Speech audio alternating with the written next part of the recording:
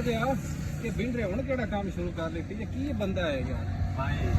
ਮੈਂ ਤੇਰਾ ਨਾ ਕੋ ਬੰਦਾ ਕਰਦਾ ਇਹ ਵੀ ਗੱਲ ਤੂੰ ਸੀਰੀਅਸ ਨਾ ਲੈਣਾ ਕੋ ਬੰਦਾ ਹੈ ਉਹ ਭਾਈ ਇਹ ਕਿਹੜਾ ਕੰਮ ਹੁਣ ਤੁਸੀਂ ਆ ਗਏ ਹੋ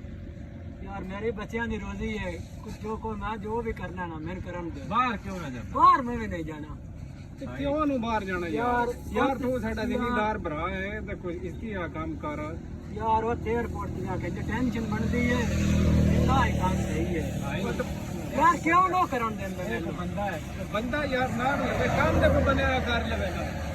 ਇਹ ਮਾਮੇ ਡੈਡੀ ਬੱਚਾ ਹੈ ਇਹ ਤਾਂ ਪੈਂਟਾਂ ਲਾ ਲਵੇ ਫਣਾ ਇਹ ਪੈਂਟਾਂ ਦੀ ਦੁਕਾਨ ਬਣਾ ਦੇਵੇ ਕੱਛੇ ਬਣਾ ਦੇਵੇ ਕੋਈ ਬਣਾਣਾ ਦਰ ਟਾਇਰ ਬੈਠੋ ਕਰ ਕੋਈ ਇਹ ਤਾਂ ਕੰਮ ਨਾ ਕਰੇ ਇਹ ਆ ਦੀ ਕੰਮ ਹੈ ਨਹੀਂ ਕਰ ਪੁੱਤਰ ਦੇ ਨਹੀਂ ਭਾਈ ਮੈਂ ਮਾਰਾ ਜਾਨ ਸੇ ਇਸ ਬੰਦੇ ਦੀ ਨਾਲ ਆਇਆ ਕੋ ਬੰਦਾ ਕਰਦਾ ਇਹ ਐਵੇਂ ਆ ਭਾਈ ओ भाई वाह मेरी गाल सुनो मैं आपके साथ दुकान पर है वहां मेरे रान देवो मेरे काम करन देवो ਤੇ ਬਾਹਰ ਜਾ ਕੇ यार बाहर नहीं जाना ਤੁਹਾਡੀ ਮਿਹਰਬਾਨੀ ਹੋ ਸਾਦਰ ਲੱਗੇ हमने ਤੁਸੀਂ ਜਾਓ ਇਹ ਹਮਾਰਾ ਵਾ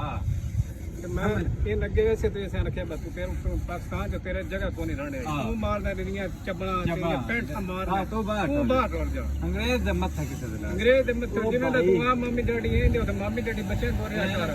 ਇਹ ਤੇ ਪਾਕਿਸਤਾਨ ਚ ਰਹਿਣਾ ਬਸ ਤੇਰੀ ਜਗ੍ਹਾ ਕੋਈ ਨਹੀਂ ਭਾਈ ਉਹ ਬਹੁਤ ਲੱਗੇ ਹੁੰਦਾ ਮਿਹਰਬਾਨੀ ਤੁਹਾਡੀ ਜਾਓ ਇਹ ਕੰਮ ਜਾਓ ਤੁਸੀਂ ਭਾਈ ਸਾਹਿਬ ਜੀ ਆਈ ਨਾ ਲਾਵੇ ਇੱਕ ਵਾਰੀ